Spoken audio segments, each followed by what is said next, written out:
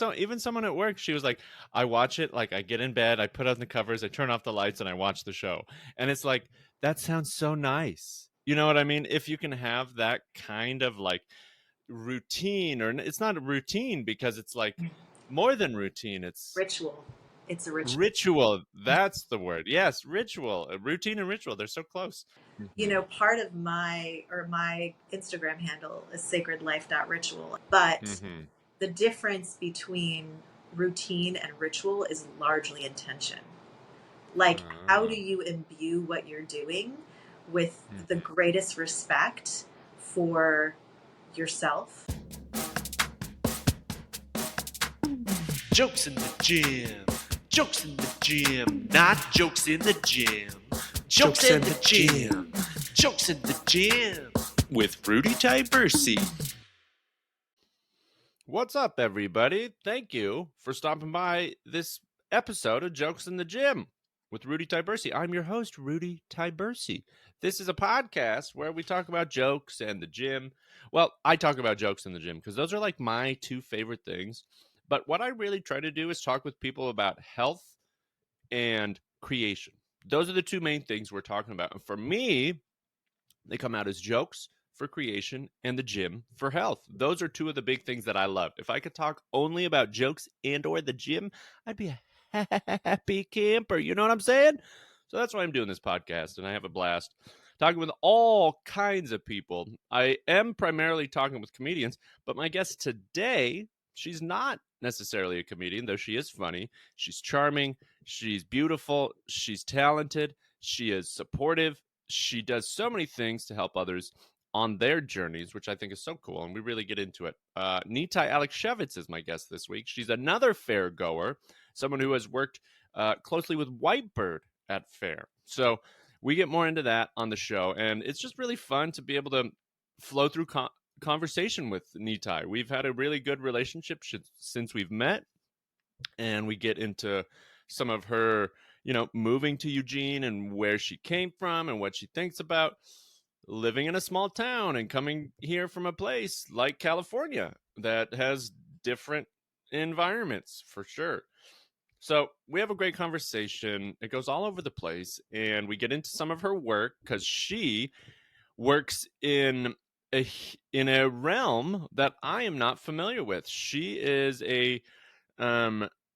she works with psychedelics and people as they go on their journeys. And so we get more into that. So stick around if you want to hear about the psychedelics that she has been working with and how she's helping people and what she kind of does in that realm. I think it's super cool. Because we've just kind of been hanging out a little bit more lately. We went to a friend of mine's movie premiere, Mike. Mike and his co-director, Akira, are local. They just graduated from South last year, I think, and they're going to New York for film school, and they made their first film, The Boy Who Never Tangoed, high school movie made by high schoolers. Very cool tag. And I went to see that earlier this year, that premiere, and then I invited Nitai to go to the premiere of their second movie over at the Art House downtown in Eugene, the Eugene Art House, formerly the Bijou. Gosh, I love that place. So it's very cool to see local creators actually like work to do stuff and put on films and screenings and things like that. I just love supporting that, and I love being a part of a community that's doing that. I really like that even though we're not in a big market, people are still doing things. And just seeing Eugene in so much of the movie is great. I just totally love it.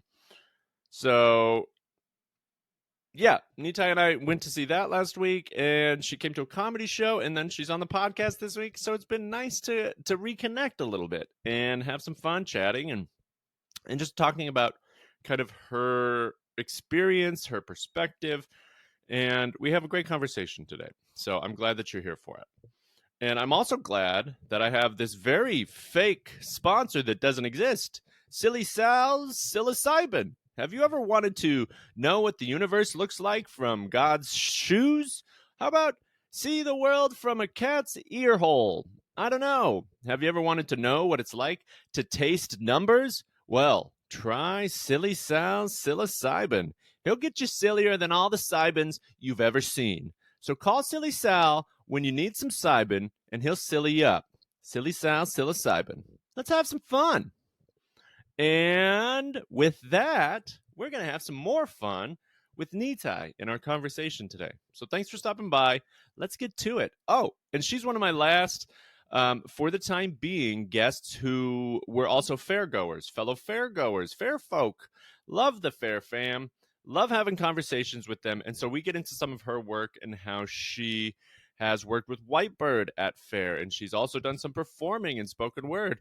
And I love getting different perspectives about what the fair experience is like for people. But moving forward, it might be a little less fair oriented. This was a nice chunk of shows, and I'll still try to get Fair Fam on the show throughout the rest of the year.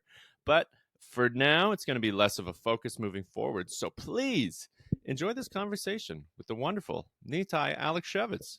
We'll do it. Hi. Hey. Hi. Hello. Hi. Hi. Hi. We're on the pod. This is I'm excited to have my friend here today. She's a healer, she's a performer, she's in many different realms. I'm excited to hear more from her about like what she does and how she supports people. I'm going to butcher your last name. I meant to ask for it before we started recording, but I'm going to take a step because we share a CZ in common. We have that CZ in there. Everyone, welcome Nitai Alekseiwicz. You know what? I'm going to be honest with you and tell you. Yeah. I once had a actual Polish person look at me and be like, you don't say your own last name right. So I'm not sure I say my own last name right. Yeah. I was raised saying Aleksiewicz, but I think I had like someone who was actually Polish be like, it's Aleksiewicz or something like that. And I was like, yeah. Clearly, I have bastardized my own heritage. Welcome to America. Totally. Yes, that's mine too. I'm the same way. Like I asked the Polish person and they said like Taborski, you know, so it's got like more of that oomph, that lasagna in it, you know, it's got that stuff in there. But I'm like, I'll accept Taborski, I'll accept Tibersi. You know, it's like when someone says mozzarella, that kind of way, you're like, that's too much. Yeah. That's too much mozzarella. Mozzarella. I get that way about certain Italian words every once in a while because I had a brief stint living in Italy and every once in a while, then I'm like, it's caprese. Yeah. And they're like, of course, Nita, you would say how it's supposed to be said. I do my best. Nice. Yeah, it's great. Well, yeah, how have your, we were chatting a little bit before we started out. How have your vibes been this morning? How have your vibes been recently? How you doing? Yeah, besides like, you know, the little Mercury and Lemonade challenge that I had with my tech, I've been really good. Like operating on a whole, I'm going to get woo here. I've been operating on a whole frequency for the last couple of days. I've been on an internal high, and there's like a lot of factors that contribute to that I've taken on in my self-care path. And what's interesting, and I really want to point this out, this shit tends to only work when you're ready for it to work. Because I look at stuff I wrote 10 years ago that I understood intellectually, but I didn't grok. Do you know what I mean when I say grok? Yeah, you didn't lasagna it. Whoa. I didn't lasagna. Oh, thank you, universe. See, like you're grokking it right there. Even AI was like, give her some fireworks. Give her the grok. Groks. Yeah, I mean, it's been like this interesting like mesh of all these things that I decided to do in the last week and a half. And, you know, it's felt effortless because I'm just ready. And someone once said there's a difference between being prepared and ready. And I use this all the time in my work. I tell people, like, listen, we're going to do our best to get prepared. Prepared is like dotting the I's, crossing the T's, checking off the packing list. But if you're ready, there is a level of commitment to whatever it is you want to do, whatever it is you're about to face. that allows you to pivot and continue to move forward. Like even if you experience hiccups.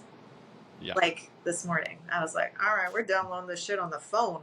We're going to like get the app going. And because I really wanted to have this conversation with you this morning. Yay, nice. I mean, I love that differentiation between readiness and preparedness. And thank you. I really wanted to have this conversation with you too. It's so nice. We've been connecting lately, and it's been nice to be back intertwining in one another's lives and things. It's been delightful. What did we went on a date last Thursday night. We went to a friend's movie premiere, which was delightful. You came to a comedy show. It was so much fun. We've been having some really nice times interacting, and we bumped into each other at fair. You're another fair goer, so it's just been nice to connect with folks who have that openness, right? To connect with people who are in that mindset. Like you said, being prepared versus ready.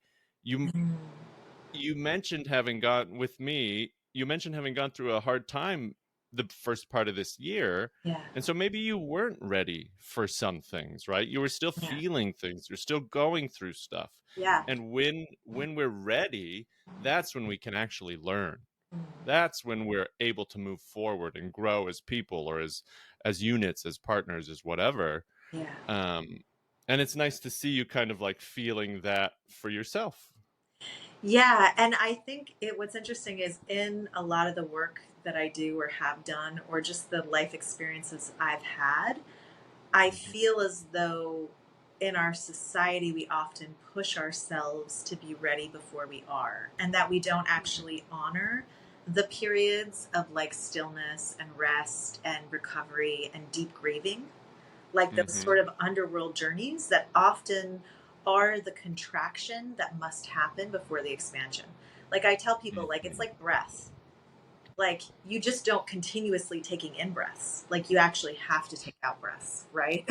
Like you have to release the carbon dioxide. And I just don't feel like there's a lot of space in our society that honors those contractions. And I was in a contractive space and it was 100% necessary. It was interesting. Here's another differentiation, right? Like learning to be alone, or learning to enjoy solitude versus lonely. And I felt both. Like I went through such a deliberate insular period at the beginning of the year that I had moments where I felt more alone than I ever have in my life. And I moved into a space of like truly owning and honoring my solitude. Yeah. And once I moved out of that, it's like I'm showing up in a different way in my interactions. I can feel when I'm like, okay, I've hit my cap. It's just, it's a totally different level of self-awareness.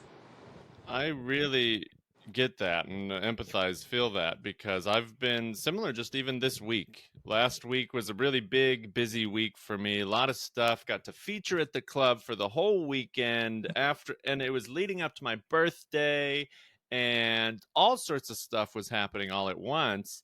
And this week, literally on my birthday, I stayed in.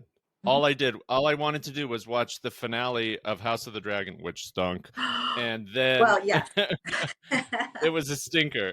And eat a hamburger with my mom and pet the cats. Like that's what I wanted to do. And like that's essentially been the theme of this week, because I'm like, I've been working hard, things have been going on, and taking that time to intentionally be like, oh, I don't have anything to do.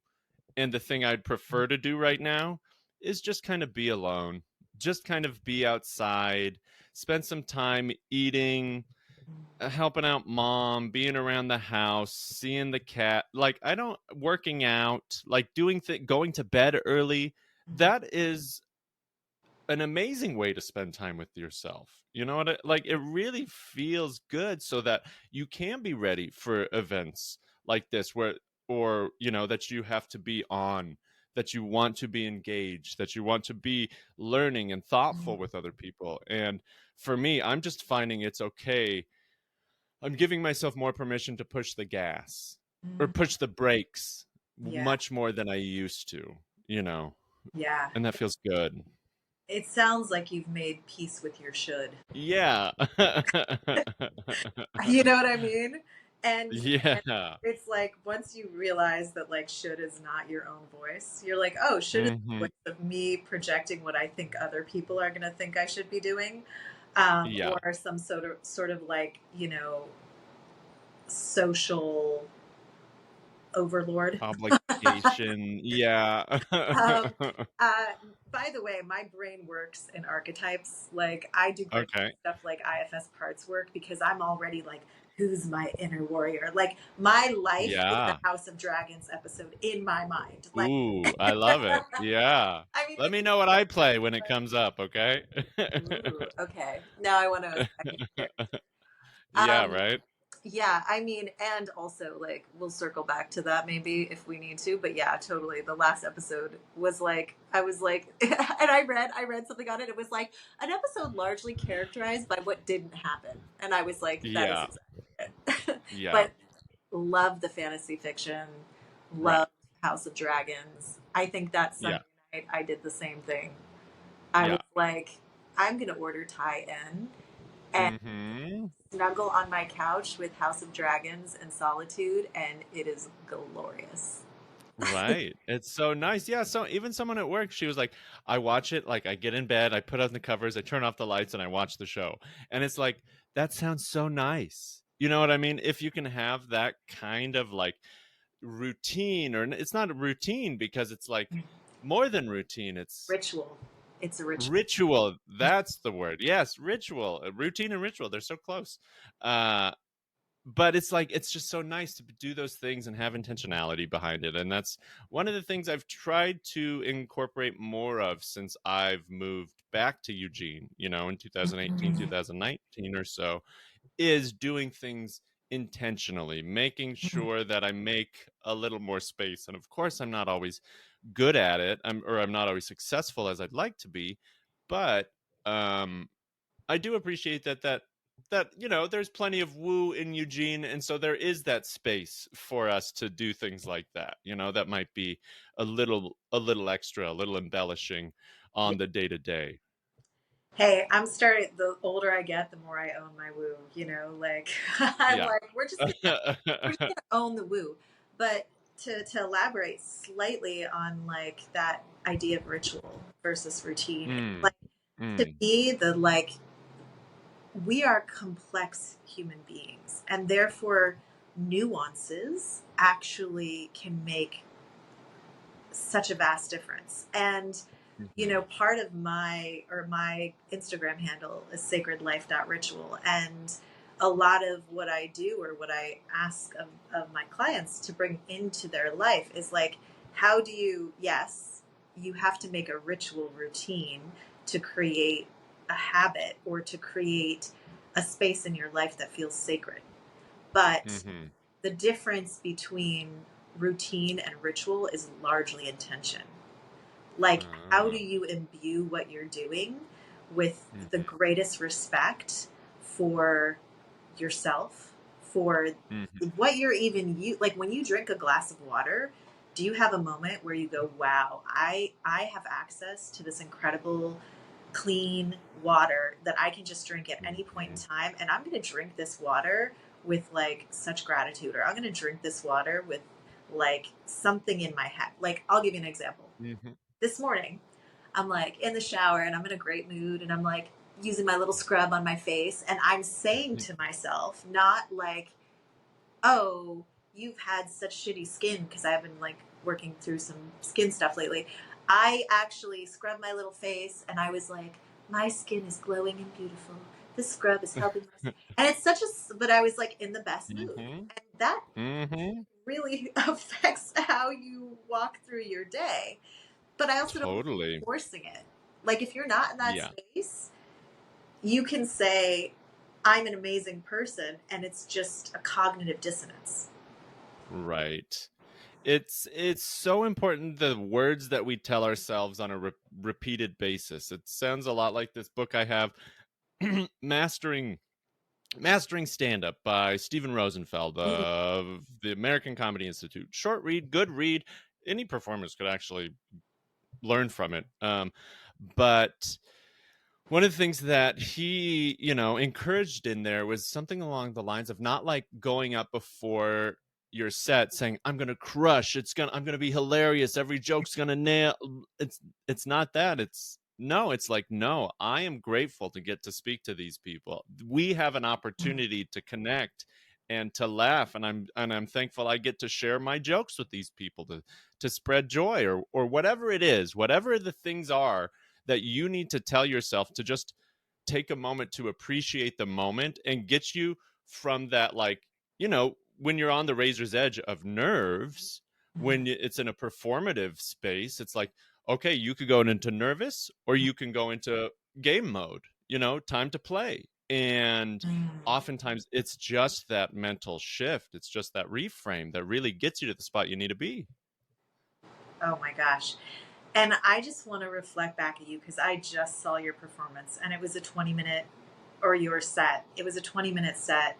And, there's factors I want to take in, which is like, oh, I usually see you trying out new materials. So maybe you're on like a Monday night and and it's not maybe polished or whatever. And what I saw at that 20-minute set was that you were comfortable in your presence. Like you were so present and you were so in the flow. And there was just like a relaxed, like your body was relaxed. You were like bantering with the crowd with this like level of ease and playfulness that I haven't seen before. And I mean, it was awesome. It was sexy. It was grounded. It was fun. It was casual. It was like, I just was like, okay. Like, right, like what'd you do with the last year? Like, this is, and it was just that sense of like, even like, I noticed you, I noticed this kind of stuff as a performance. I noticed you have a moment where on stage where you were like, oh, I may not get to finish my whole set because I'm short on time or something. And it's like, you took the beat, you like spoke to it and you got right back into presence and like finished your set strong. And I was like, that is like a level of self-comfort and comfort as a performer that people like really work to get. Well, thank you. Yeah. I mean, I want to have fun up there. It's like I was talking with someone, and being on stage is not unlike being on a first date. Like doing your set, it's like, this is an opportunity. I kind of, like you said, I was a little flirty, a little sexy. It's like, that's kind of the vibe I want to put out there. I want these people to leave this experience feeling good about what happened and wanting a little bit more. And that's why I am not afraid to go on tangents that some other comedians might not want to venture towards, simply because I don't care if it fails. And that's not me being cocksure. That's not me being like arrogant about all this stuff. It's saying, no, I would rather try to have a unique experience in this moment with these other individuals who are here as a collective than just stick to the script. Because when I just stick to the script, first of all, my writing isn't as strong as my performance. And so I lean in the areas that I have maybe more, ability in. That doesn't mean I don't pay attention to writing. That doesn't mean I don't try to do the other parts that I might not feel as strong in. But the compliments that I get recently have been kind of similar to what you've shared, is like, wow, you're really confident and comfortable up there. It's never like, that was an amazingly crafted joke. It's been, I do get compliments on my jokes, yes, but more often than not, it's the other stuff, because it's that other stuff that I can access a little more like naturally, because reciting things doesn't always feel the most natural to me. Yeah. Your banter with the audience and your comic recall and all that stuff was just like super easeful. And there's things that I notice from, because I grew up a performer. I've been on stage since I was 2.5. Is literally, I want to hear more. Your feet were more grounded. Like you were less, like you weren't kind of walking to and fro as much. You would ground and then you would like lean forward a little, and like it just like, yeah. I mean, your vocal patterns, the way your body was, everything was just more grounded and present. And it's so funny how much that actually makes a difference. Like, it's like, I love that you were talking about this idea of the flirty energy, because I feel like when I am in my best self, I am flirting with life. Like, literally, it doesn't matter who you are. You could be, and people say that, they're like, you're such a flirt. I'm like, I think my default energy is flirting, because it's like, why would you not want to play? Why would you not want to play with everybody? Right? So it's like, I can be at a store, and my joke used to be like, oh, I feel like they hire Trader Joe's cashiers for their ability to flirt, and I'm like, I'm so into it. I'm so into it. I will flirt with every Trader Joe's cashier. Like, I don't care. Like, gender, sex, preference, whatever. Like, we're gonna banter, right? And when I'm on, that's the energy I exude. And it's not even intentional. I'm not trying to date everybody I meet, but I am certainly trying to have a playful interaction with anyone, because I'm playing with life.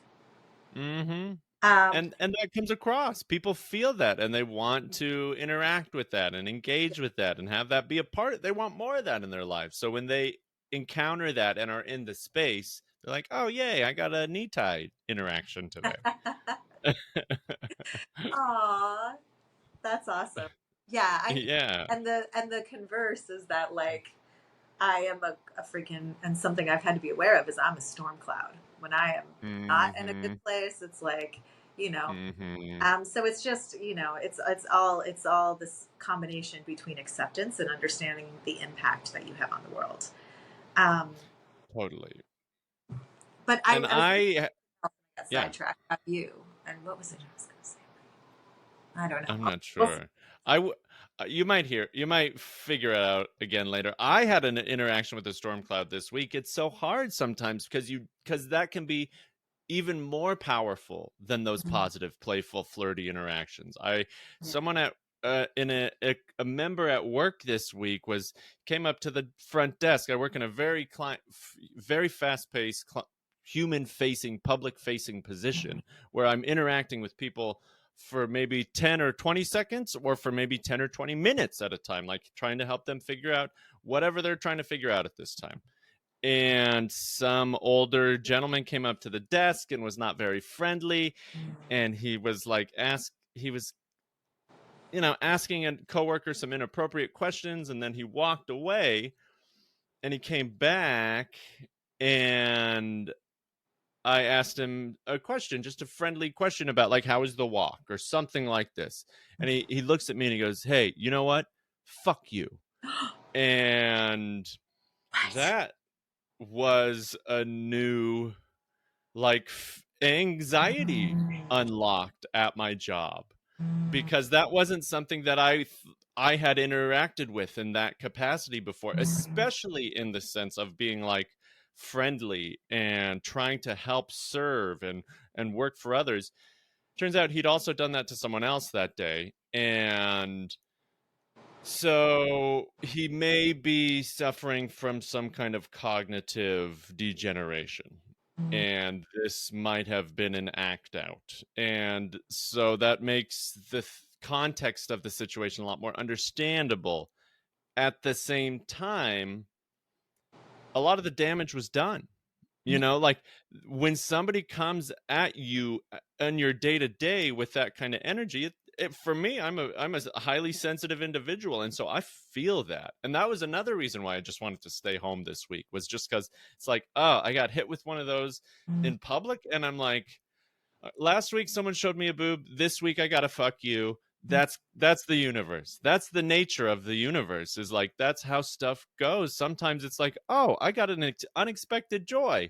And then it's also like, oh, I got an unexpected, punch to the nose. And that's the importance of not taking anything personally, going to Don Miguel Ruiz, the number one homie. I love the 4 agreements. Yeah. That's as close to a Bible as I have, essentially. And so it's like, oh yeah, I just have to, it's easier said than done, just not take things personally, but being aware that those things are out there floating around, and sometimes you get hit and you're a little bit of collateral damage. is just part of life, and it sucks, and it does impact how you are. And when you're in that good space of flow, of like, ooh, I'm secure in where I'm at, I know that not everything is going to go my way, but I'm excited to move forward. Yeah. When you're like on your toes, those things aren't going to hit you as hard. But for whatever reason, on that day and at that time, it's just like, okay, that's sticking with me for a week or so, and I'll do my best to move on, and I will. But at the same time, it's okay to acknowledge stuff like that.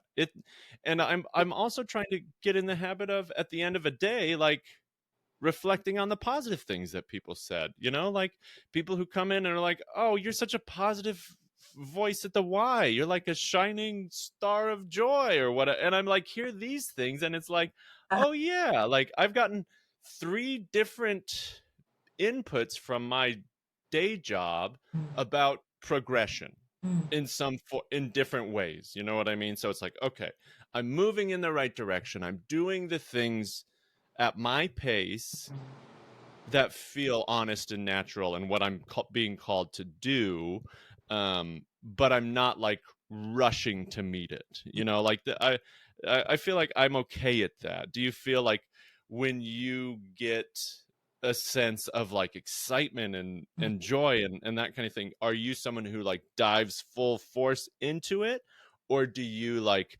approach it with caution? That's a really interesting question. I am a very like, an object in motion stays in motion, an object at rest stays in rest. Like my energy goes up very fast. And it also like what I've been learning is, and speaking of sacred, like I'm laughing a little here because I'm like, I'm just going to put the word sacred in front of everything. So now I'm like, okay, Nitai, you have to understand when to take a sacred pause. And so when you talk about like diving in and, or even just this idea of what we're talking about, which is like what I think of as the difference between acting, reacting, and being proactive, right? Like all of them involve action. One of them, and I'm going to also incorporate this idea of everything has a line, right? Everything has a boundary. So as a very open, sensitive, empathetic person, at its best, what you're doing is you're so simultaneously attuned to yourself and attuned to the outside world that you can sort of pick up on those nuances and notice how they're impacting you, right? So maybe you could use a little bit of, I have a client who does Aikido, which is like a martial art that kind of like basically takes the energy and uses it and kind of like transfers it rather than like resisting, right? It's not striking. It's holds and throws. It's holds and throws. And what you do is you see what's coming at you and you learn to work with the energy of what's coming at you to move it away from you. And so I'm like, and he's in his 70s, and often I tell him like, my work with you teaches me so much. Like, thank you. I'm so grateful for you. Right. And so we were talking about this idea of taking things personally and that difference between what does it mean to hold a boundary, right? Like to say like, hey, you're actually not healthy for me in my life. And what is it to be able to be with someone and not personalize what's coming at you?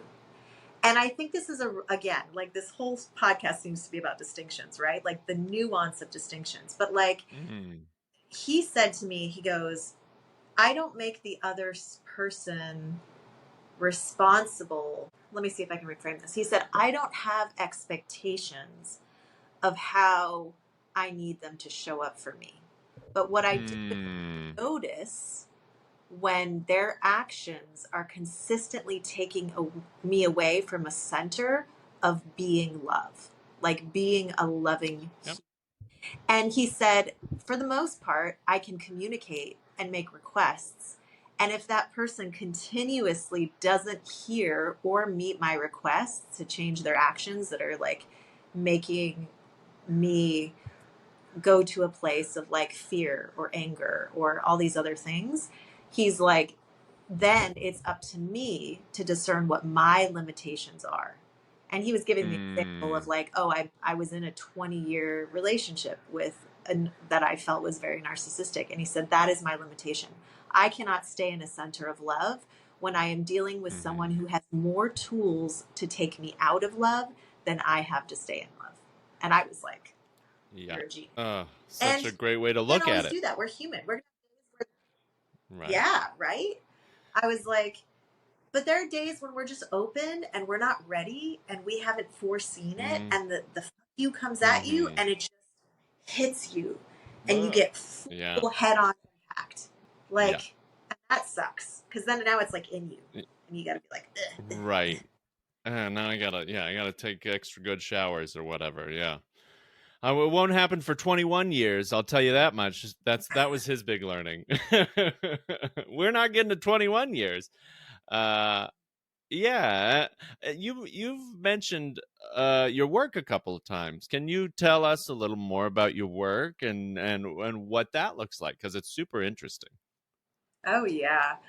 I mean, first of all, can I tell you that like I am so incredibly lucky to do something that I feel like is my passion and my purpose. And do not take that lightly. Like, I am so grateful. And in order for me to walk that line, there has been a level of like me adapting, which I have my whole life because I've always been an artist and I've been choosing creative pursuits. So I have adapted to a super high level of uncertainty. Like, people talk about choosing freedom or stability, and what they often don't tell you is that in order to be truly free, you have to be totally okay with not knowing, like not necessarily relying on other people. And you have to have a level of trust in yourself and the universe, because you just never know when the next opportunity is going to show up. You're like, I just trust that it is. And can I tell you, like, my life feels magical because I can live in that space of like, oh shit, I don't know. Let's see. Let's find out. And then like I literally get a call and it's like an old client, like, hey, I'm just going through a hard time and I really want to add like a month of extra sessions. And I'm like, dude, that's crazy. Like, that was like, I needed that in like 7 days and that just showed up. So I operate that way, but it's a lot for a lot of people. Like, it's hard. It's really hard because you're almost in fight or flight on you're on this like edge of it on a regular basis. And I'm trying to like communicate differently with that space because I have been surviving for so long and I just want to thrive for a fucking rest of my life, for a month, for a year, for whatever, you know? So it's not always just like, ooh, this $400 really saved my bacon this week. You know what I mean? It's like, that's still where I'm at. And I'd like to move past it. And it's hard to figure out the steps to take. And I have to be careful that I don't like idealize this space I'm in, because I too would like to have just like, you know, a consistently higher like baseline in my bank account, right? Like, so I have to be careful not to over idealize this magic, because if I do that, I may never have the consistency, and I actually really want the consistency. So like, noted. And like, magic comes from routine and ritual, right? That's where the magic comes, showing up. Yeah. And so the work that I do, I feel like kind of involves all of that, like magic, ritual, and you can't really separate them out because so I work with psychedelics. Specifically, work as one of Oregon's first legal psilocybin facilitators. And, you know, you look at this idea of what happens when you go on a mushroom journey, and there is something magical about it, right? Like, it's the unknown, it's swimming in the unknown, it's mystical connection. And there's this massive spectrum of what can happen, right? You can walk the underworld, or you can feel this sense of totally embodied mystical wonderment. And you don't know, you can't guarantee, right? There is this huge level of uncertainty and unknown. So what I do is I work really deeply with clients. I actually take on clients that often have higher levels of trauma, and I work with what I call the long runway model, which is like, oh no, like Oregon only requires one preparation session and one integration session before you do a journey. And I'm like, absolutely not. Like, we're going to assess where you're at. There are lists of criteria of like what is not safe on a mental health level for someone to like consider this. And I work with people and I very consciously assess with them because they're always a co-creator in this process. Like, hey, can and people show up in this way that's so vulnerable and so honest, and I can feel that. And they're like, yeah, I don't really have the support in place right now. If this journey were to destabilize me and like open up a wound so I could heal it on a deeper level, I wouldn't be okay with that. And I'm like, great, you're not yet. So this is what we're going to do. We're going to create a plan where we're going to get you a weekly therapist, or I'm going to help you get a weekly therapist. We're going to get you like 5 different supports. We're going to start meeting once a week, and we're going to talk about all of it. We're going to like get in there. We're going to start routines that attune you to yourself. Maybe it's a body scan. Maybe it's a meditation practice. Maybe it's a journaling practice. And it's actually really hilarious. I've had a couple people come through working with me that are like, I never journal. And I'm like, and I'm like real teasing with them. I'm like, yeah, it's journaling is a known side effect of journeying. I just want you to know that. And they're like laughing because nearly all of them have come back to me and been like, it's crazy you said that, and I thought it was silly, and I journal every day now. And I'm like, I told you, like it should be there on the flavor sheet, right? So I am in this space of like, this is such a sacred container. Like, and I have boundaries around it, but I never really disappear. Like, it is part of your healing process. And I love updates. I just had a woman, the first psilocybin, like literally, I feel like the mushrooms found me, right? Like I was plucked out of nowhere to facilitate a journey in mid-COVID 2021. And one of my clients from that journey, my first ever journey, called me 2 days ago and said, I just really wanted to catch up with you. And I wanted to tell you that after that journey, I went from being 100% depressed, she said, to being, I can't even, like maybe 2% depressed, like maybe. She said, that journey healed my depression. And it's been 2 years, and I just wanted you to know that. Like, and I was like, that's a success story. That sounds amazing. That sounds like the best of what could happen. So this, like in my mind, then the questions that pop up are along the lines of like, okay, so who are the kinds of people you work with, and what are the kinds of claims you are making or things that you are using to let people know of the potential of what could happen? I'm really glad you asked this question, because the claims you are making is, so I gave you a success story, right? Like, and there are something really important to note is that most of the research that's been coming out, even from Johns Hopkins, like, as always, anytime you take statistics, like, please look at the fine print, because it makes all the difference. Most of those people have done a very specific, like 1 or 2 journeys at a certain dose, and they've had 3 months of therapeutic follow-up. And after the 3 months of therapeutic follow-up is when they assess. And in my experience, that's why I said the routine, the ritual, and the magic have to all work together, because the routines you put in place before you begin are what become the habits, and the healthy habits that become self-care rituals that actually create the lasting transformation.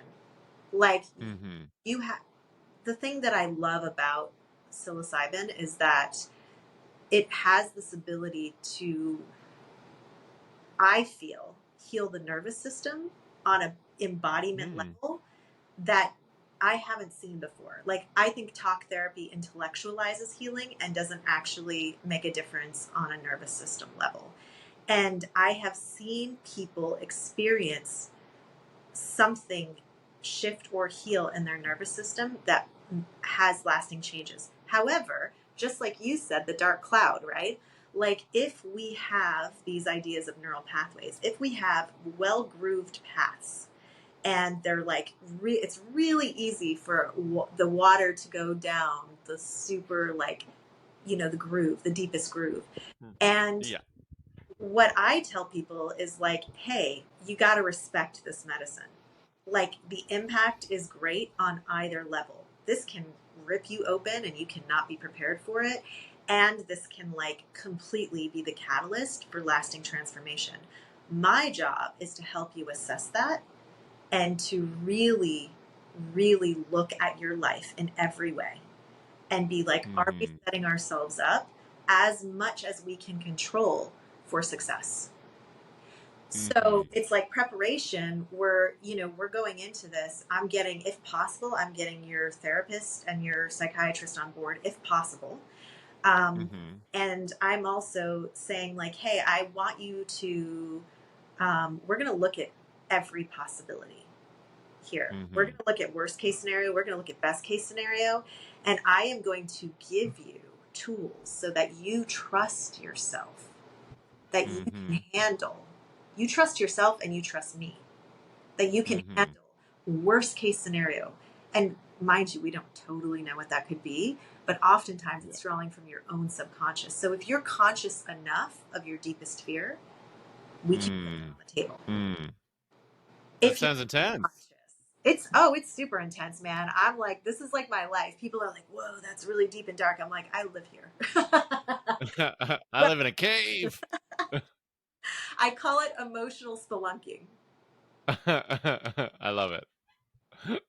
Yeah. That's so fun. So you're getting in so you're creating layers of scaffolding. Essentially, you're putting in place, helping this person your clients put in place layers of scaffolding, of which psychedelic journeys are a part. And that works together to create a new version of oneself that is better able to deal with the challenges of day-to-day life. Is that the goal of a journey? Or I'd like to hear more how you see it. Yeah, well, it's interesting because we can circle back to this idea of being ready versus being prepared. And, totally. When you're ready, you're committed. And so a lot of times when someone comes across my sphere, we do an exploration call, and they're like, if they're in a place, there's a difference between being in a place of desperation and being in a place of being so sick of yourself, you are willing to do whatever it takes and you're committed. Total difference. So when someone comes to me and they're desperate and I can see that they actually don't have the capability or the support system, they're just like, I need something, I need anything, it's a bit of a red flag. And I'm like, okay, let's work together. And to get that maybe not scaffolding, but foundations, like let's get the foundation in place. And then, if you're committed, why the commitment is important is because if you don't do the follow-up work, which is the nitty-gritty, it's not glamorous. Like creating new habits, like we all know creating new habits is not glamorous. That's like showing up every day doing shit you may not want to do. But if that's in place, then somebody kind of starts it before. How they show up on a long runway preparation lets me know like how committed they are to the work after. And as someone said in a kind of like cute, flippant way, but I totally love it, is they were like, oh yeah, the real work is before and after, and you get to see some cool shit in the middle. I was like, like the journeys are like seeing the cool shit and, maybe resetting your nervous system, which is very powerful. But, people, the way that people, as this also goes back to how you see life. Like if you've always seen life and chosen to see the evidence to believe what you already, like the worst thing, right? I say that we have parts of ourselves that are protectors that arrived because at some point you were injured when you were probably too young to protect yourself. And you had an expectation, and that expectation was failed, and how society showed up for you, how your parents showed up for you. And there's varying levels of trauma, right? And so whatever it is that you had to say to yourself in that moment to protect yourself suddenly becomes this baseline for how you're moving through the world and how you're collecting evidence. And you know what? These protectors love to be right. So if everyone always leaves me, you will start living everyone always leaves me. And you will see it. And maybe there will even be some people that stay, but you start sabotaging it because it's so important. I know that's not right. I can't, there's cognitive dissonance. This person isn't leaving. Let me see what else I can do to see if they'll leave. And then a healthy person will leave. A healthy person will be like, yeah, not cool. So, you know, in these journeys, I feel like people suddenly realize that there's a new possibility. Like they maybe experience a new capacity for peace or joy. And because they've felt it once, they now know it's possible. Or acceptance. Like, it's not that life isn't going to be shitty. Things are going to happen outside of your control. But now you're different. Right. Yeah. Knowing what you can and can't change, essentially, and being at ease with that. It takes a lot of time. So it's nice that you're able to like have the tools to help people move forward on that path. Do you get like nervous when you're helping people on a journey? What is that like for you when you like are, because you'll do like extensive, I mean, several days with people in different locations and stuff like that. What are you doing, or how do you support in that time? So there's a couple different ways I could answer this. I think that there's a degree to which I don't want to say nervousness, but like constantly checking yourself, like constantly asking, is there a way that I can do this better and more integrity? Always kind of looking and, you know, balancing out the acceptance of your own humanity and not always doing things perfectly, and being able to be like in the moment, gentle, but also responsible. Like, okay, hey, that wasn't the best move, and I just want to like acknowledge that. I'll do better next time, right? There's like, if you're really showing up with this kind of relaxed, like, I realize I'm imperfect, and also with healthy respect for the medicine. Like, people always say, if you're not nervous, they say this to people going into a journey, and I say it, if you're not somewhat nervous going in, you don't have enough respect for how powerful this modality is, how powerful this medicine spirit tool is. Like, it's not even a tool, because I don't consider it a thing to be used. I consider it a very actually ancient healing force that has come into some sort of interesting symbiotic relationship with humans that is incredibly powerful. So like, respect it, right? Respect it. And so as a facilitator, just to be clear, I don't do the medicine. Shamans or people who are in this lineage will sometimes do the medicine as they're holding space. That is not me. I facilitate an energetic relationship that I feel like is very incredible. And so oftentimes, you know, there's a degree to which it's just experience. You trust yourself more with experience. I trust the people I've chosen to put around me to hold a safety net. That's even how I introduce it to my clients. I say, we have concentric circles of safety around you. This is the first layer. This is the second layer. This is the third layer. These people are my team. These people are the people I work with. It really does take a village. But I also am very, very careful in this work to not think it is me. I am the guide. I am the one doing it. I'm holding the space. I can't screw up. No. Like, I'm a human individual that was called to this work, and I'm using my knowledge and my continuous learning through experience to hold a space for you to deepen your own self-knowledge and connect with this amazing ancient spirit. And together, you're going to do the work. What I'm doing is I'm creating optimum conditions for that work to have a really positive impact on your life. And I do that by trusting my intuition. Yeah. And that is practice. The sixth sense is like, people often, it's like the tiniest of whispers. And people go and they override it with like the fear and the other stuff. But I've learned to listen to that whisper and not question it. And that whisper has become a very calm, very present voice. And it has, the more I trust it, the less I get nervous, because it requires me to be deeply present.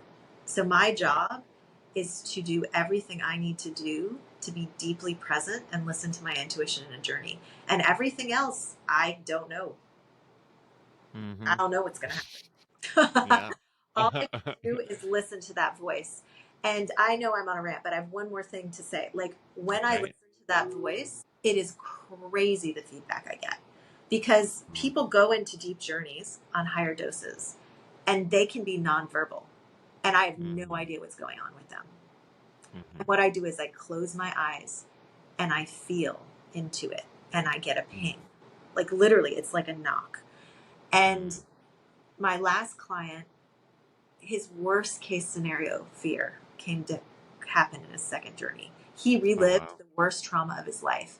And he said, you know what was crazy is I was like, I can't do this alone. And he said, at that moment, you were there holding my hand. And I knew I wasn't doing it alone. And you know what, Rudy, that was intuitive.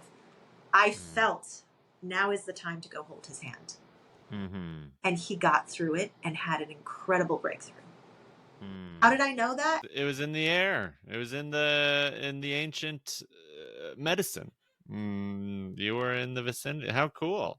It sounds amazing. It's like, I love how you're like turning trips into a livelihood, and you're like, yeah, I'm doing, I got spreadsheets on shrooms, you know what I mean? Like, Yeah. I got all sorts of stuff I know about this stuff. And I mean, as someone from me who's never experimented with any drugs, only marijuana, and that's nothing else, and alcohol and caffeine, you know what I mean? So it's like, I'm totally interested. And so many of my friends are like, oh, Rudy, you've never done, when I tell people I've never done mushrooms or psychedelics or anything like that, they're blown away. They're like, what? They're like, you can't, you got to do it. And so maybe someday, I don't think I have the kind of coin that could get a Nitai facilitation, but I might use some of your input at some point in the future. Well, you've got a lot of like interpersonal integrous value. That's coin in my book. Like, you know what I mean? Is that useful in a journey? It's actually very useful, right? Because trust. Like, there's actually research coming out now that like having trust with your facilitator like highly influences impact, which is another reason to have a long runway, like to spend more time. But what, I think that I do a lot in my life, this idea of like a barter system or transaction.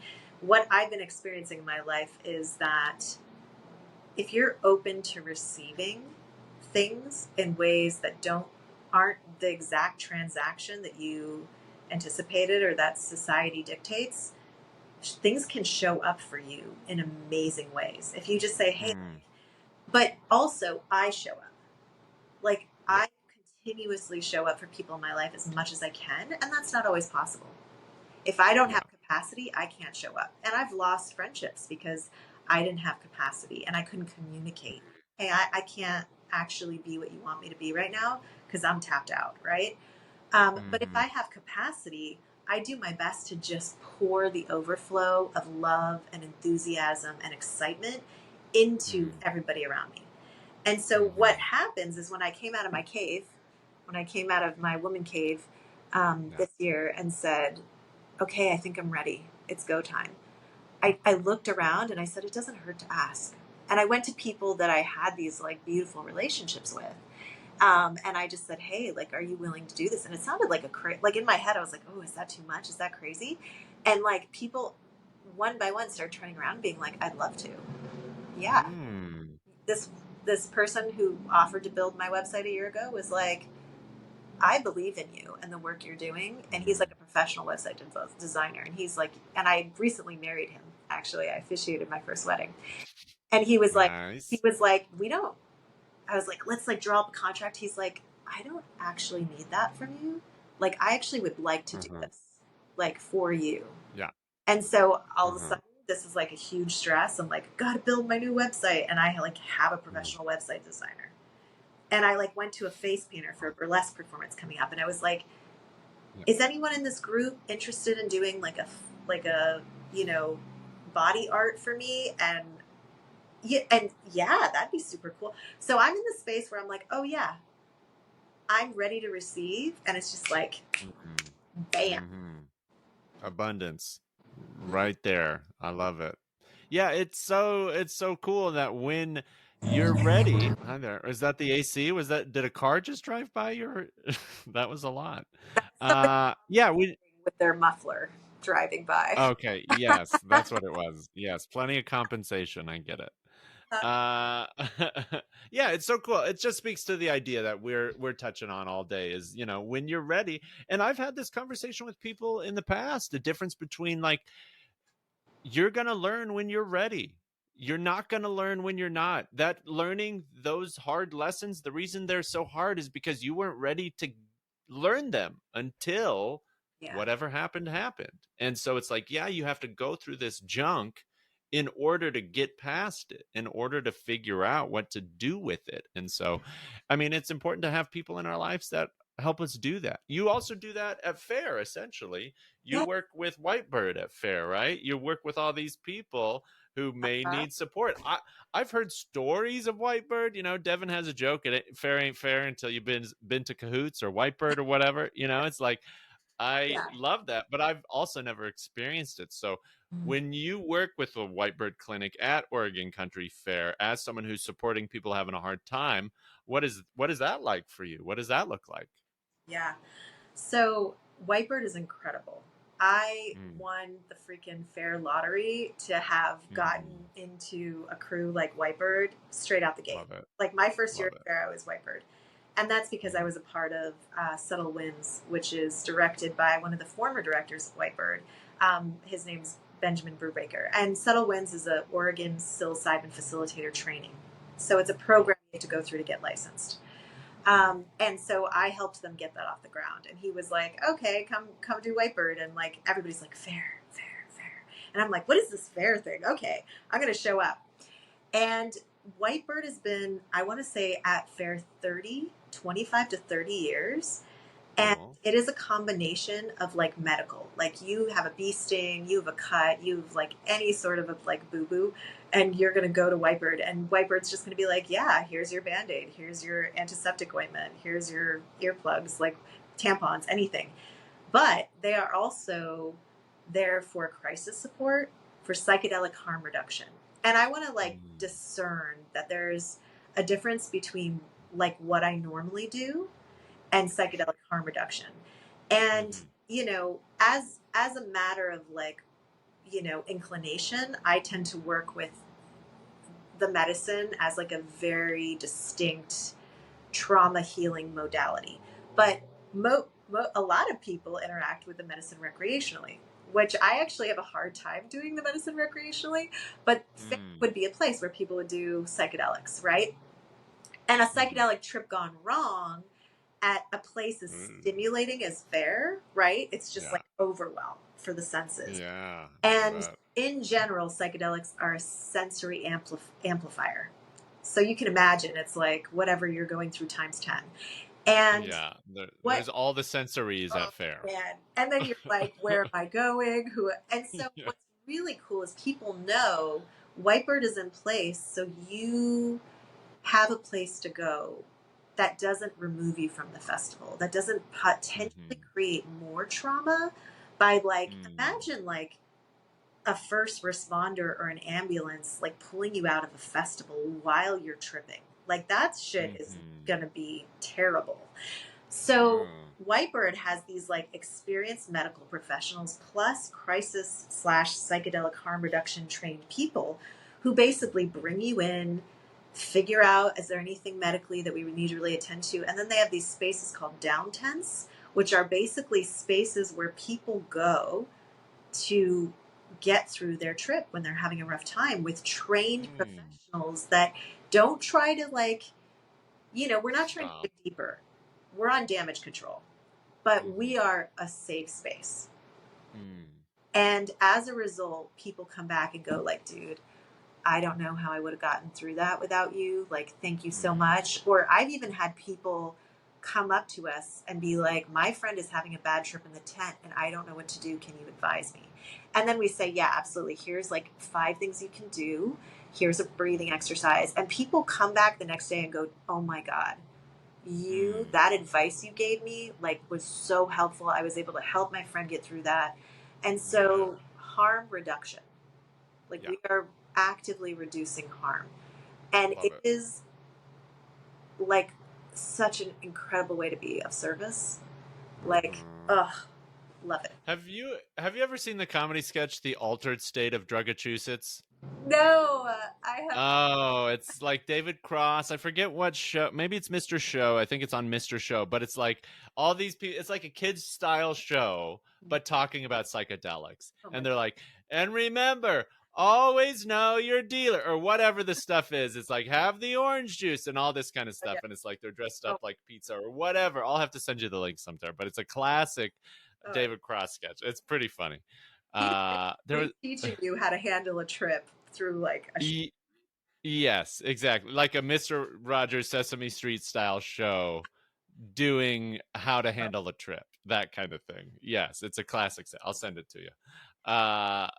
And then that's so cool. I love that. That's such a valuable thing because it's about knowledge, right? So many people just go on trips or take shrooms or whatever because they think it's a cool thing to do, and like you said, they don't respect what is actually happening or what it has the potential to do to them. And so just like literally just giving someone 5 pieces of knowledge, what a godsend, because it's like, oh, now I'll be able to do that so much better in the future. I won't be as nervous. They won't be as nervous. It won't be about me not being able to help them in addition to them not being able to do whatever the heck they're doing. So like what a wonderful service that's provided, and how cool that you're able to do that. Play your role and fare that way. Yeah, and it's harder work. It's like a higher shift requirement, but it's so awesome. I literally am like, I don't know how I skipped past all the normal steps that people have to go through to like get through like Whitebird, but I just feel like I got grandfathered into like this amazing like the heritage, right, of Whitebird. So yeah, I'm really lucky. Yeah. I definitely feel that way with spoken word camp as well. I feel super lucky to have been able to find such a good spot with so many wonderful people. And, I take nothing for granted, and I'll have to apply again in the future and all that stuff. But I'm working on emails and like designs for things I want to do with comedy in the future at Fair and stuff like that. It's so fun to think of how we can expand our roles in a way that really contributes to the purpose. And it's so cool. It's funny because that's another crossover, because I do spoken word. So I got to perform at spoken word as a guest with Jorah, who you had on the show, who's just an incredible human. Jorah rocks. Like spoken word has been an outlet that I have really put into place since I've moved to Eugene. Yeah, you're on stages. How has that been a part of your life here in town? I'm actually looking for a poem called I Am Ready. I don't know if we'll have time, but we've always got time. I love that. So, I moved from Los Angeles. I'm always like, Oregon people don't hate me, but I moved from Los Angeles at the end of 2021. And what's interesting is the plus of Los Angeles is that even casually, things tend to be like a higher standard. Right? Like you'll walk into a karaoke bar and it's like a Coyote Ugly scene where people's are like, on the bar in cowboy boots, and you're like, what the fuck? This is supposed to be karaoke. But they got to dance too. they gotta Jeez. dance too. You're like, this is a whole ass thing. And so there's a level to which my inner perfectionist really glories in this, like, raise your standards. But I've really had to balance that with, like, just get up there and, like, do the poem you wrote last night and show up with presence, show up with vulnerability, show up with the confidence in who you are as innately as a human being. And I started doing that. Like, to do spoken word in LA is like a whole ass thing. Like, I went to the Poetry Lounge, which is famous, and it was like literally took me 4 hours. I had to park. I had to wait 3 hours to get on a list. And I was like, this is too much. Like, the amount of energy it takes to navigate that city and the way the system's there is like too much. And I came to, I didn't care. And I just started writing. And I would write in 2022, which was the first year I was here. I was writing like almost a poem a week. And I would go to an open mic night and read my latest poem. And I had such a genuine response because people in Eugene are really open with compliments. And that is so beautiful. Like, I have never had so many people stop me on the street and just be like, oh my God, I love your outfit, or I love your this, or I love your that. And they're actually better at giving them than they are at receiving them, which is interesting. But I believe that. I was like, this place is amazing. This is like, the welcome mat is like thrown out. And so it's just been this amazing place to do spoken word. And I've done some stuff with Jorah, her container she holds, but she's doing that less now. Yeah, I'm sort of in the search for a new open mic, but I love being on stage and reading my poetry. So you do poetry, you do burlesque, you've done acting. What, you said you've done so much stuff throughout your life. What were some of your early loves or passions as far as performance is concerned? Well, it's funny because, like, if you know astrology, and some people are like, don't talk about it, but like, go for my it. personality, right? Like, I'm a Gemini. I love verbal expression, and I have a Leo moon, which is like very like performance oriented, and I have a Scorpio rising, so I love depth. But I was a very like precociously intelligent kid. Like, I was saying big words. I was also an only child, right? And tend to treat only children, especially their first child, like you're a little adult. They're like, oh, talking, and I like ate it up. I loved it. I was like, big words. Right. So my mom was like, I don't see the point of limiting this child. Like, let me teach her how to read. So she taught me how to read when I was 2.5. And then she like gave me a script and put me in a play when I was like 2.5. And I like learned how to recite it. And like, I was in the play and I was like, blah, blah, blah, blah, blah. And of course, everybody just thought it was the cutest thing in the world. They're like, oh my God, look at this little like chubby kid, like blah, blah, blah. And then they applauded and freaked out. And then I was hooked. Like, little me was like, what is this? There's my Leo moon coming out. Leo moon. I can like get up on a stage and say some shit and people can freak out. This is awesome. So a monster was born. And no, but I've just always loved that. And for me, there's so many different ways to express. And expressing through your body with no words is profound. We do it all the time. And burlesque was on my bucket list. And I was like, what's it going to be like taking my clothes off? I've done a lot of dancing. I've done a lot of performing. And what's really interesting is when I got up there and I chose a theme and a character and I choreographed my piece. And when it got to that moment on the stage, it didn't feel like it was about me, Nitai. It felt like it was about me completing this creation to its like denouement, to its finish. And it was like not a big deal. Like boobs are boobs, right? Like, and big fan.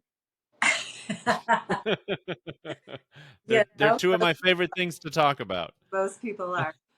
So Yeah. burlesque became this like amazing outlet that I could also access in Eugene that I haven't been, that, you know, in LA, it's like, how many auditions do you have to go through to get into a burlesque troupe? And Not as many as LA. well, in LA, sorry, did I say that wrong? In LA, you have to go through a bunch. No. In Eugene, it was like, oh, I connected with the right people, and there might have been an aspect of them like knowing I was capable, and then I just started doing it. Yeah. Yeah. Cool. So here I feel like I perform literally for the creative expression. Like I always say like my relationships are so much healthier when I'm on stage once a week. And that's the truth of that. It's like, oh yeah, get your external drama out in a way that's funneled through creative expression. But it's just been so easy to do it in Eugene. Yeah. That is nice about it. Just echoing your sentiment. So it is a low barrier to entry in Eugene, and people are kind and people are forthcoming with compliments. I had another friend from LA visit not too long ago, and he shared a night with a nice young woman, and he's like, that kind of stuff doesn't happen in LA. Like you're not gonna meet somebody that night and spend the night with them most of the time is like, and so just like I like how, no, I'm not like how we're all floozies in Eugene, but I do like that there is more. I don't know. The small townedness is very apparent. We've talked about this too. You know, it's like we know each other's exes or whatever. It's like it happens in a hurry, and it's easy to be like, I'm over that. I'm bogged down by that. But at the same time, I feel like most people are pretty well intentioned, so it doesn't make it as gnarly. You can just set your boundaries where you want to set them. Yeah. Yeah, that has been a very interesting, you know, there's pluses and minuses. There's always a spectrum to everything. It's how you approach it. And that actually has been difficult for me a little bit, but I've also realized that like you can't hide. Like you have to confront your feelings because the village is smaller.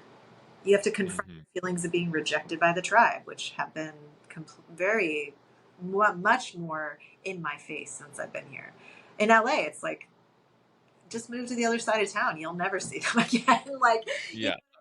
Here it's like, oh, I have 3 common communities with my ex, and you know, you got to figure out where you stand, and you got to figure out in many ways how to play nice or how to just be peaceful. And it's a really big lesson for me in my own journey with understanding that I do take things personally. I do take criticism hard. And at the same time, the people in your life that you make repeated requests of, if you say to someone, hey, I know this is my weakness and I'm going to be really upfront about it. Oh, Alexa, stop alarm. And I'm going to make requests that you don't deliberately step on my triggers again and again. So I can very slowly and peacefully work on this. It's hard to work on something when you're activated. That's your goal is to be able to be less activated. But if you're constantly it's you know, this is like a classic example, but if you keep ripping the scab off a wound, it never fully heals.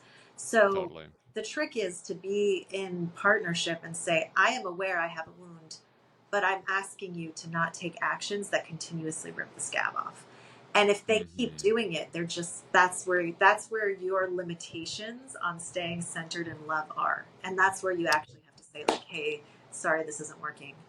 And I don't know how I got on this tangent, but yeah, being in a small town, it's like you're probably going to run into somebody, even if you put down a boundary, and you just have to learn how you're going to navigate it. And try to navigate it from a place of like centeredness and love.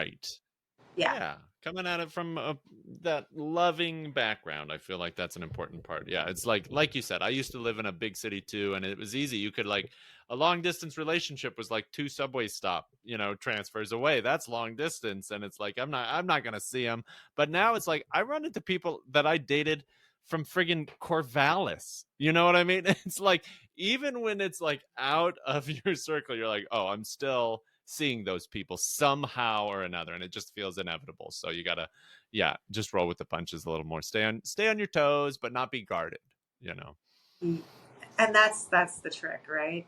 And just like also honoring, like cultivate, like I think, what a lot of people sometimes trip up on is self-awareness is not this thing you arrive at that just stays in place. I mean, it is, Yeah. but it isn't. It's also a practice, and it's a Mm-hmm. practice you have to return to.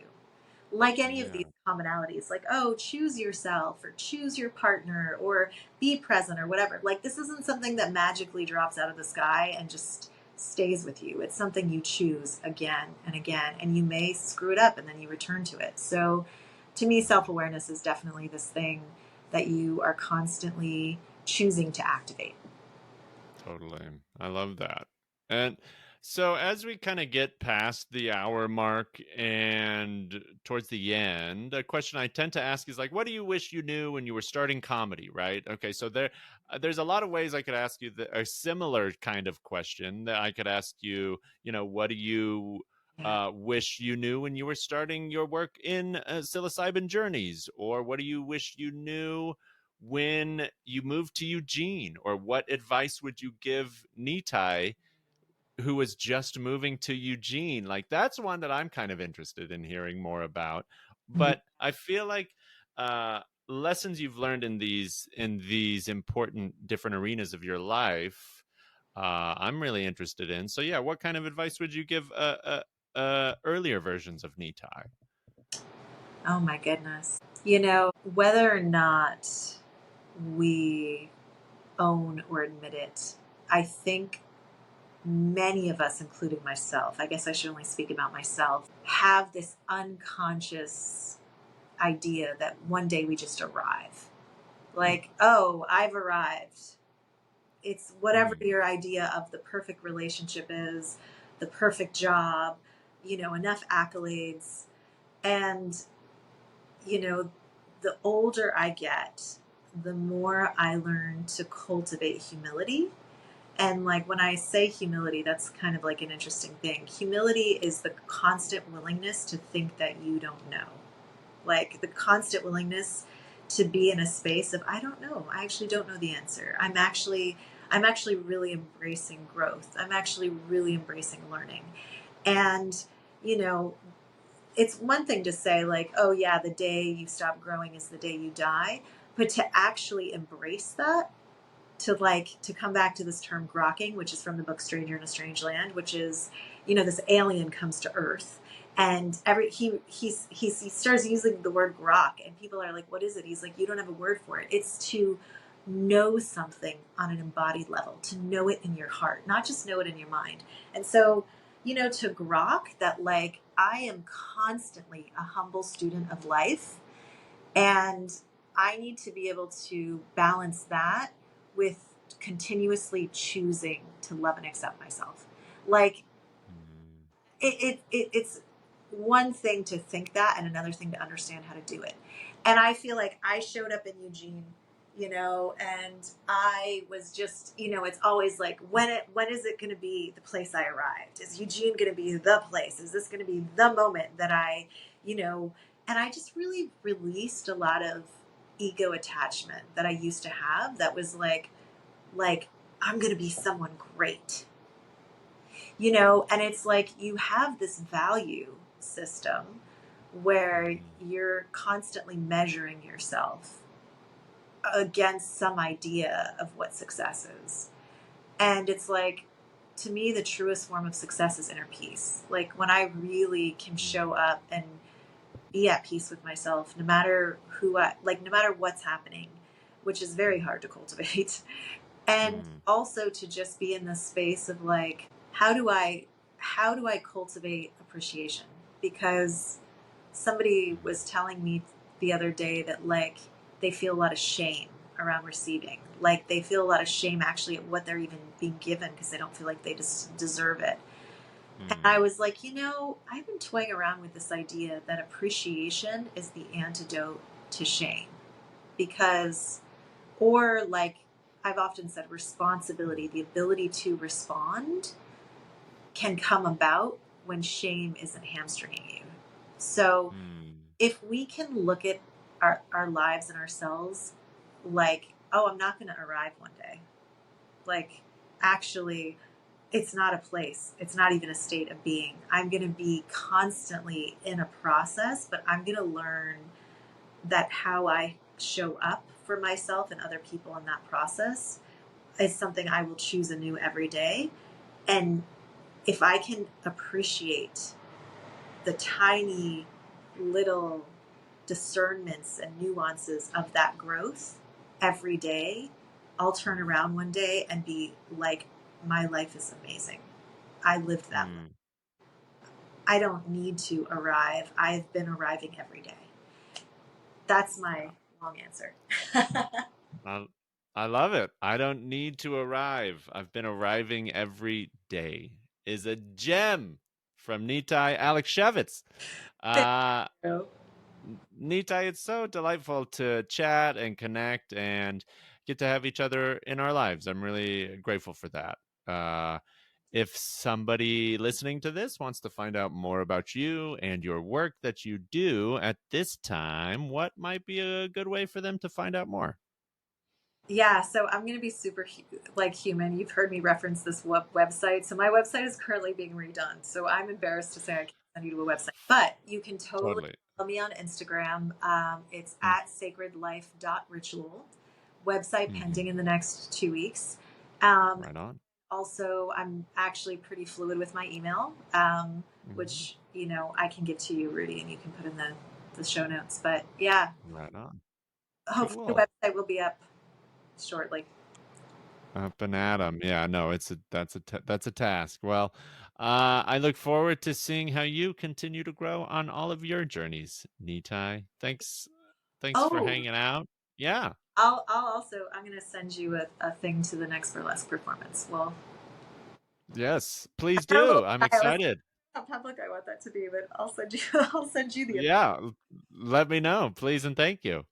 Awesome. Thank you, Nitai. Stick around for a moment after we finish up. But yeah, thanks for hanging out today. Anything you want to leave us with? I think I would like to leave with an appreciation of you, which is that I have such admiration for people willing to show up with the level of self-awareness that you show up with. And just again, appreciating that we've woven in and out of each other's lives. And I've been able to get these little glimpses of your little, your growth milestones and your way of committing to your comedy. I remember you telling me when I first arrived in Eugene and first met you that you were planning a 1-hour special. And then I don't even know, 6 months to a year later, you did it. And so it's I've been able to witness your continuous commitment to your own journey. And that's been really inspiring. And also just this is it. This is life. We're doing it. I appreciate that. Thank you. And it's been delightful to have you be a part of that. And I appreciate seeing some of my journey through your eyes. And I think I could do a better job of I think we could all do a better job of trying to assess and appreciate our growth in such a manner. So thanks for that. All right. Well, I look forward to chatting more and seeing you soon, Nitai. Thanks for stopping by. This was delightful. It was delightful. Yeah. So much. Yeah. Right on. We'll see you next time. Jokes in the gym. Jokes in the gym. Not jokes in the gym. Jokes in the gym. Jokes in the gym. With Rudy Tibersi.